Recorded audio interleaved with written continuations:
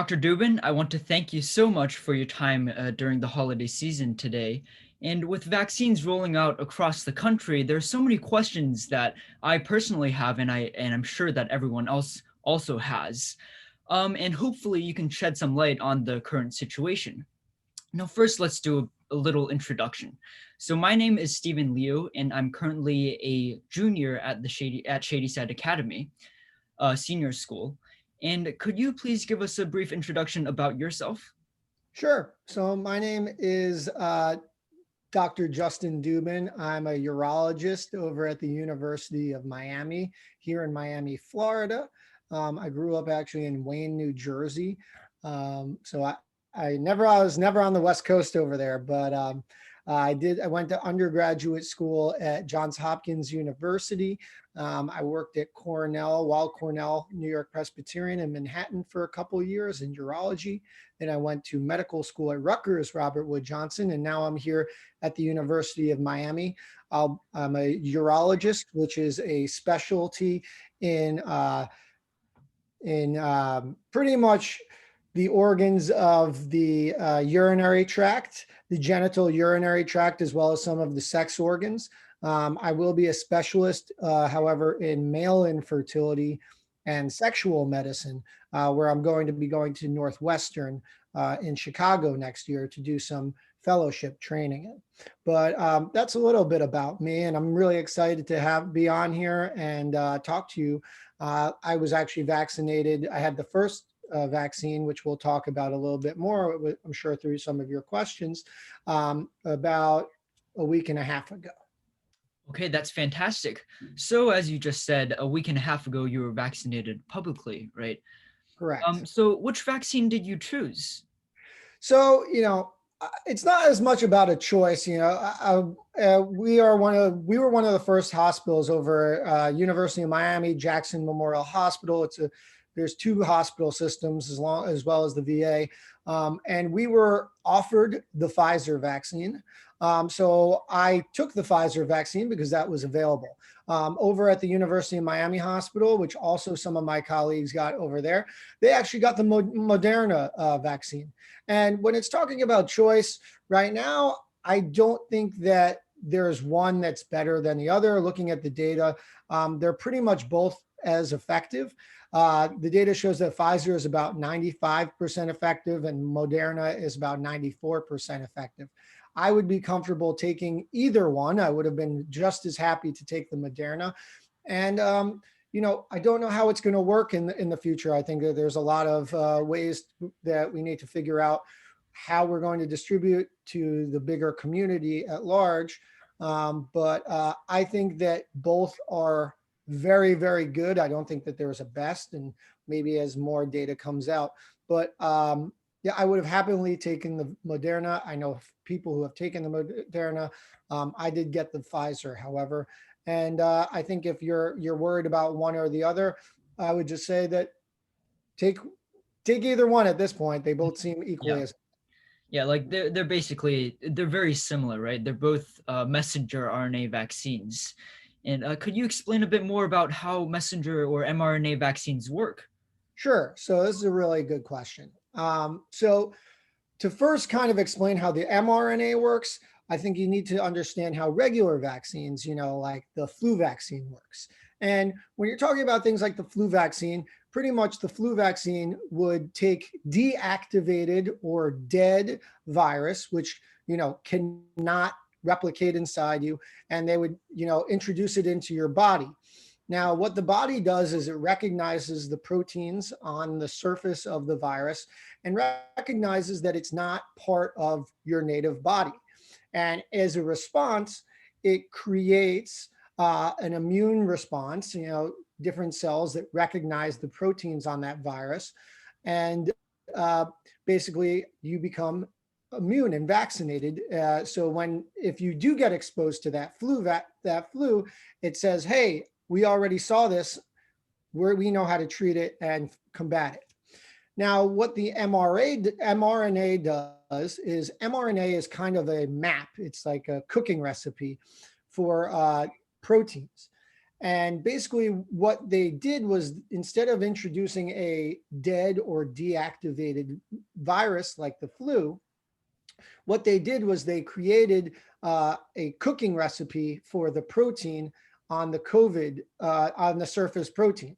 So basically what was being recognized by the flu proteins, when you introduced the actual dead virus, they said, let's just take one part of it, which I'm sure you've seen the pictures before with the spike proteins. It's all spiky. So what they did was they created an mRNA, which is a cooking recipe for that spike protein. And when they inject that cooking recipe, the mRNA, into your body, it is accepted by your cells, and they create that one spike protein. And that spike protein is then recognized by your body, and it says, hey, this shouldn't be here. We're going to create an immune response to that, similar to how a deactivated protein would be recognized on a virus. So you create a immune response without actually introducing the virus in your body. And people may be worried, what happens to the mRNA? Does it stick around? Are you creating all this other stuff? No, because once the mRNA is used, it's completely deactivated. So you make a certain amount of this protein, it's recognized by your body as a foreign substance. You then create an immune response so that you're now protected against the COVID virus. Okay, I see. So basically these, both of the traditional vaccines and the mRNA vaccines, what they do is they teach your body how to defeat the virus without actually having the virus inside your body. Correct. And once the mRNA is used up, it doesn't actually alter a person's DNA, for example, or because that sounds so scary and there's so many myths floating around. Once it's used up, it just disappears, right? Correct.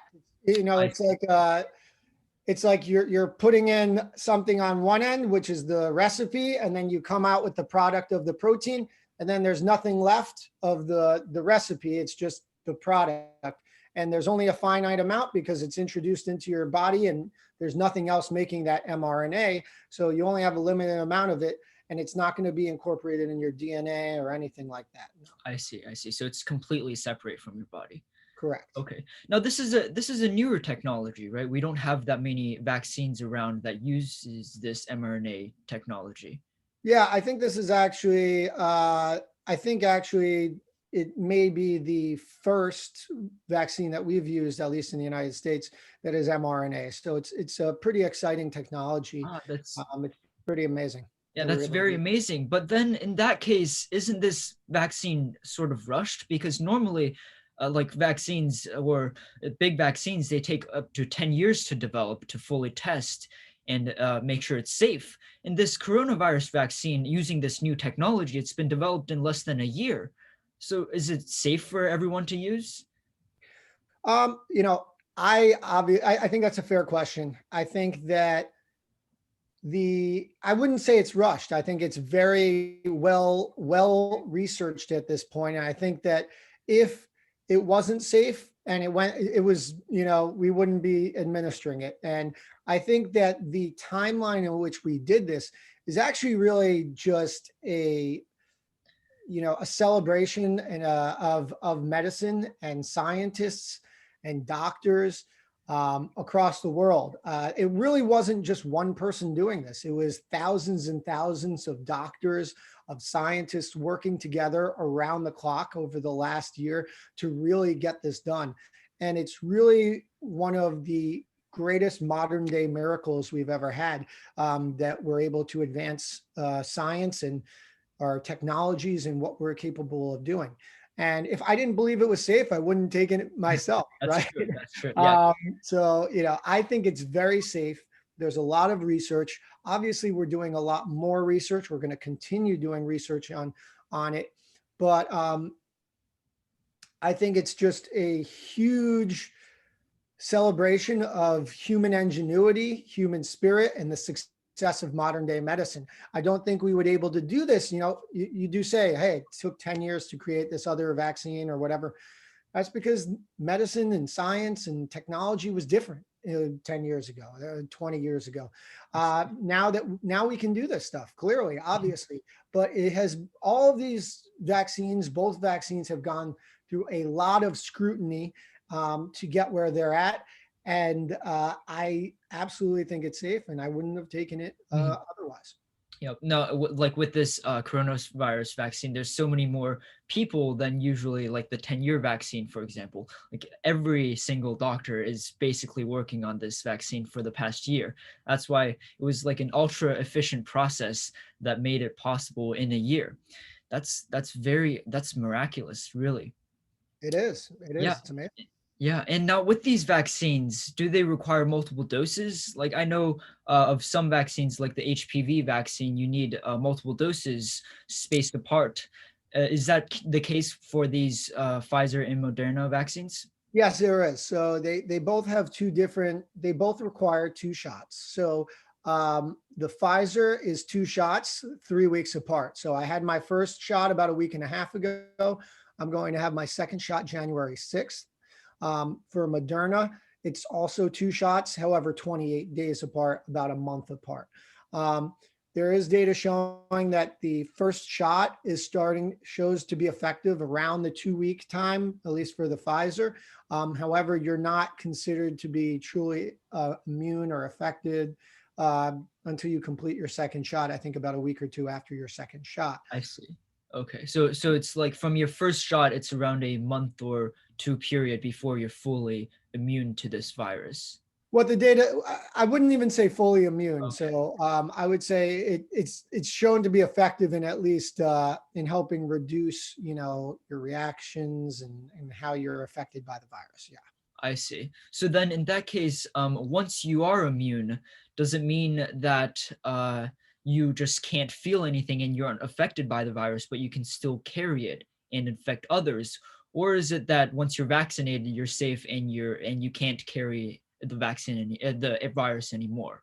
It's a very good question. So the data when we talk about effectiveness right now is talking about how the virus, if it was to get in your system, would affect you. Would you get sick? How would you get sick? But the data with regards to spreading the virus they're still looking at that as well. It's believed that the vaccine does reduce spreading of the virus to other people, but we still need to do more research. So, just because you're vaccinated doesn't mean you shouldn't be wearing masks. I still wear my mask after I get my second shot. I'm still going to be wearing my mask. I'm still going to be social distancing because at the end of the day, we're doing the vaccine obviously to help ourselves and prevent ourselves from getting sick, but we're also doing it to prevent spreading. And we're doing the social distancing, we're doing the masks to prevent the spread and not harm other people. And that's the best thing we can do and continue to do until, we get to the point where we know that for sure we're not spreading anymore or enough people are vaccinated and safe that we're at that point. But, unfortunately, I think the masks and social distancing is here to stay for a while. I think that we really need to continue protecting ourselves and protecting our loved ones, our friends, our family.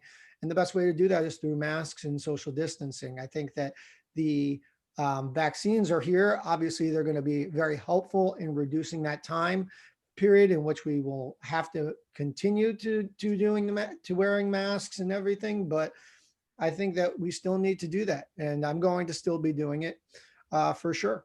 I see. So the vaccine is not anything like a bulletproof vest that you put on and you're perfectly immune. It's a second protection measure against the virus, and you need both a mask and also a vaccine to make sure you're safe and also protect others.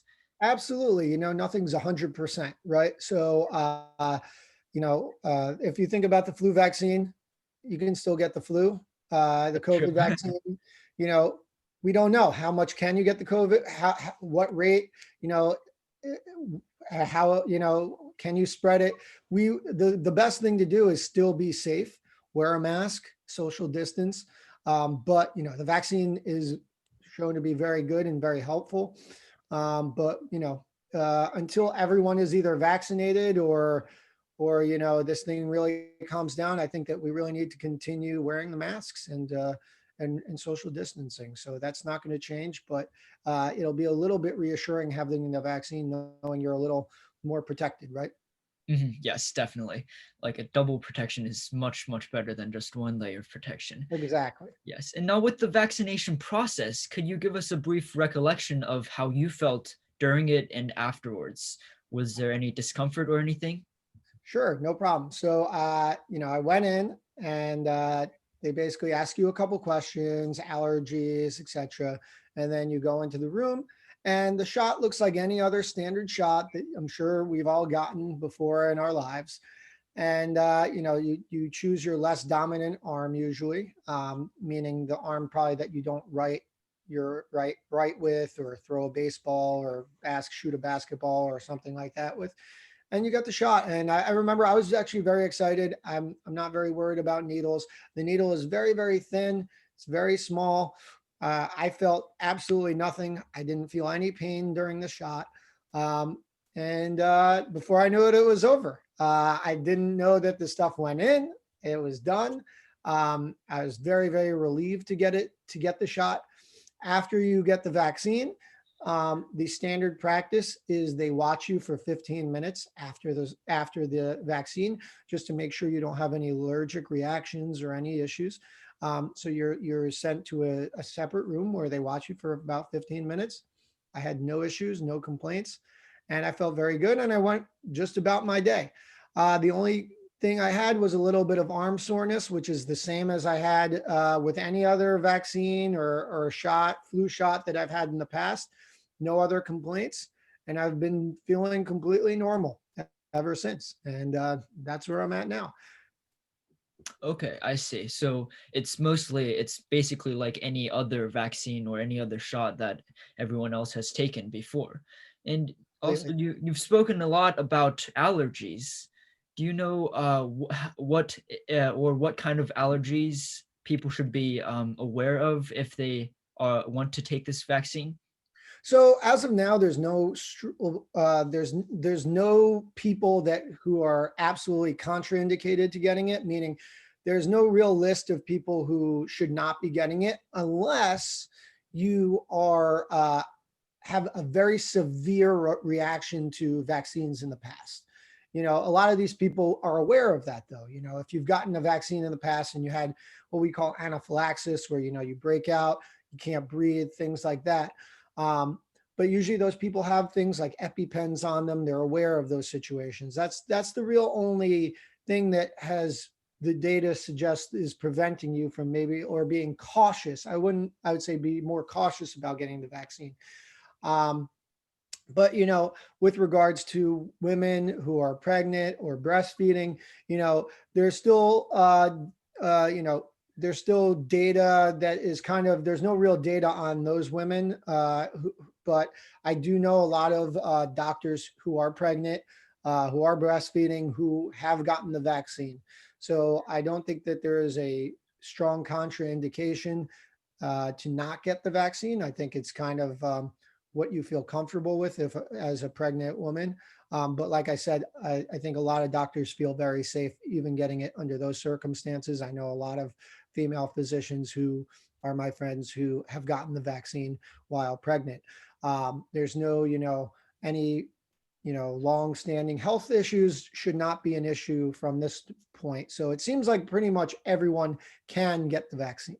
Okay, so as long as you haven't, or if you have had major reactions to past vaccines, you should be more cautious about getting it. But that doesn't mean you absolutely should not get it or anything. Correct. And if you're worried or you're concerned or you need some more information on that, the CDC website is very, very helpful, and they have a very nice table that describes, things to consider, things not to consider for who should and shouldn't get vaccinated for the COVID vaccine. So all of the things I'm talking about is very helpful. If you go to cdc.gov, I believe is the website, or you can just Google, CDC COVID vaccine. And there's a lot of really good information there that can help you decide or get more knowledge or information. And this is all, scientifically backed information, right? That's the most important thing. when you're looking up information on the vaccine, you know, I would recommend not going through social media. I wouldn't go through Facebook or Twitter or Instagram or TikTok. I think the best source is really going to the direct source, which is the CDC, which is the Center for Disease Control, who, you know, has a very good grasp of scientific knowledge on this. And I think that's the best place to be informed about the do's, the don'ts, the, you know, the myths, and all that stuff, because there's a lot of, you know, bad misinformation out there. And I appreciate you for bringing me on and trying to get that all straight. Yes. Actually, I do have. Let's continue the topic of who should be and who shouldn't be vaccinated. So, say I have gotten COVID-19, and say I have recovered. Now, should I still be vaccinated, or am I already immune to that? It's a good question. So I have a lot of, you know, working in the hospitals all the time. I know a lot of physicians who have already had COVID, and I will tell you that they all got the vaccine. Now, the thought process is there are some recorded data showing that there is, you know, people who can get it a second time. And the thought process for getting the vaccine is that, you know, it'll kind of strengthen your immune response to the virus still. Um, you know, it's still somewhat controversial, I think. I'm not sure if there's evidence for or against it, but the overall support and the recommendations at this time, looking at the CDC, is that, you know, you can get the vaccine again if you can get the vaccine if you had COVID already. And like I said, a lot of the doctors that I know, to protect themselves even further, have gotten the vaccine even if they had COVID. I see. Like you can never be too safe, right? So getting it again, All right.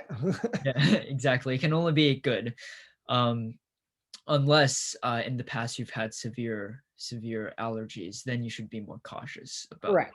Correct. And I think that's a very, very, very, very, very, very, very small group of people, Mhm. right? And if you would know that already. Yes, yes. And as a doctor, do you have any concerns about this vaccine? I mean, you said it wasn't rushed, but it was still a relatively quick development compared to longer 10-year vaccines. Do you have any concerns about this vaccine at all? And what message do you want to send out to the general public? It's a great question. You know, as a doctor, I truly believe in science, and I believe in the scientists, and I believe in the doctors in modern medicine and everyone who worked tirelessly to get this vaccine. And I really want to tell everyone that the vaccine is safe. And if I didn't think so, I wouldn't have taken it myself.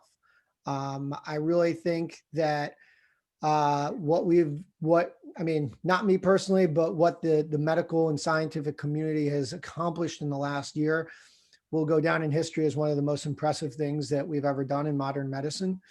And it really sets a precedent for what we're capable to do together as a society. And in a time when a lot of people are separate and, you know, conflicted and arguing, I think that the medical and scientific community really came together and worked together for this one cause. And it's really been amazing. And I think that if you have the opportunity, which hopefully everyone will soon, to get the vaccine, I want you to think about your friends. Want you to think about your family members. I want you to think about, you know, being together, getting back to normal life. And I think that this vaccine and taking it is the right step to that future. And I really think that together, as long as we take the vaccine, we can be safe and we'll all be back together, you know, sooner than later, hopefully, and, you know, get back to normal life. And so, yeah, I think that everyone should get it when the opportunity comes, whether it's Moderna, whether it's Pfizer. You know, maybe more data will come out, but I think they're both equally as good at this point. And yeah, I think that there's a lot of hope now. And I think in a year that was very hard for a lot of people, hopefully 2021 will bring a lot more hope and a lot more better change with the vaccine. So yeah. Yes, definitely. I mean, the school has tried so hard to keep everything open and in person. I mean, now that the vaccines are out, it's very comforting for everyone, and it'll be easier on everyone's psychologically, especially. And I mean, personally, I've learned so much during our conversation today, and I hope that's the case for everyone listening as well. And thank you so much for your time, and enjoy the rest of your day. Thank you. Thank you so much. I really appreciate it. And have a great one. Okay. Yep, you too.